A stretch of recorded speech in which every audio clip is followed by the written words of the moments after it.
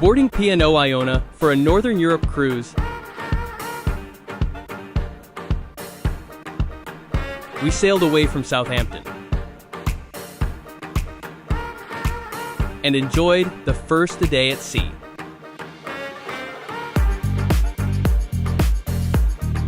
Then we docked in Hamburg, Germany.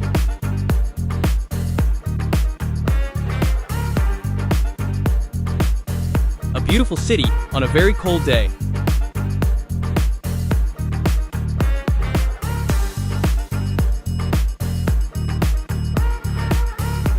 We spent the day exploring and enjoying the amazing architecture.